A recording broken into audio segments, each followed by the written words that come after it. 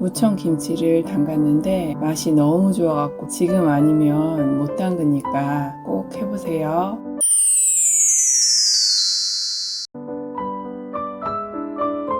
오일장에서 무청 한 단을 사왔어요. 근데 담그고 보니까 한 단 더 살 걸 후회되더라고요. 엄마가 자주 해주시던 김치예요.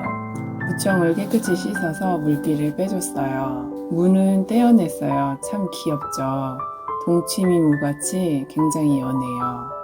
담그기 편하도록 무를 먼저 썰어주세요. 무 썰을 때 맛있는 건 굉장히 잘 썰어지잖아요. 그렇더라고요. 줄기도 커서 반을 잘랐어요. 반 정도 크기가 김치 담아보니까 편하더라고요. 무청 손질은 이제 끝났고 양념 준비를 합니다. 사과 한 개를 대충 잘라주세요. 가를 거거든요. 양파도 한 개를 대충 잘라주세요. 사과, 양파 모두 믹서기에 갈 거예요. 쪽파도 반단을 적당한 크기로 모두 잘라주세요. 쪽파 같은 경우는 무청하고 같이 통째로 담가도 되는데 자르는 게 편하더라고요. 이제 소금으로 절여줄 거예요. 무청무를 먼저 소금으로 절여주는데요. 큰 그릇이 없어서 줄기와 무를 따로 절였어요. 같이 절여도 되고 따로 해도 되니까 편한 방법으로 하시면 돼요. 절인 후에는 다른 그릇에 담아두고 줄기를 절일 거예요. 줄기는 연해서 직접 소금을 뿌리지 않고 소금물을 부어줄 거예요. 먼저 통에 지그재그로 모두 담아줬어요. 꼭꼭 눌러가지고 담았는데 양이 꽤 되더라고요. 한 단이 이 정도라니. 저는 소금을 총 200g 사용했어요. 그중 일부는 좀 전에 무청무 절이는데 뿌렸고요. 나머지는 모두 줄기 소금물 만드는데 넣었어요. 일단 조금 만들어서 먼저 뿌려주고요. 소금물의 양은 무청김치를 담은 통에 반 정도 해주면 돼요. 무청이 소금물에 절여지면 부피가 주니까 물하고 어느 정도 맞춰져질 거예요.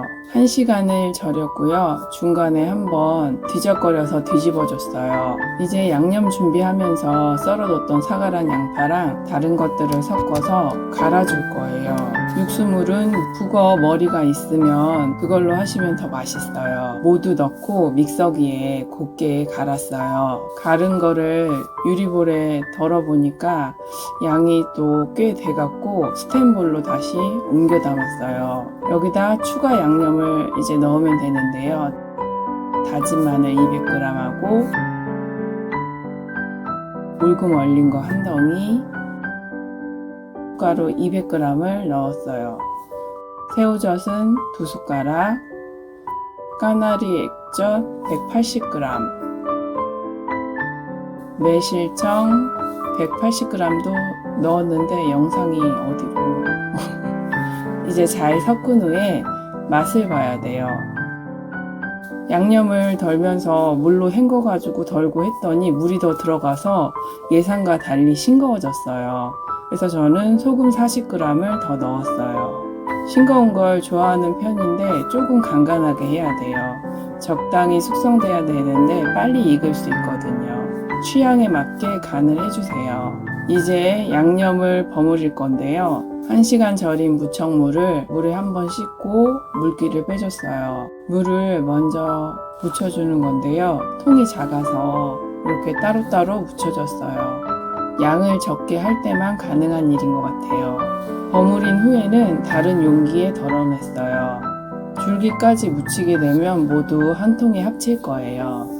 줄기도 1시간 절이고 물에 한번 헹궜어요. 물기를 빼고 굵은 줄기를 먼저 묻혔어요.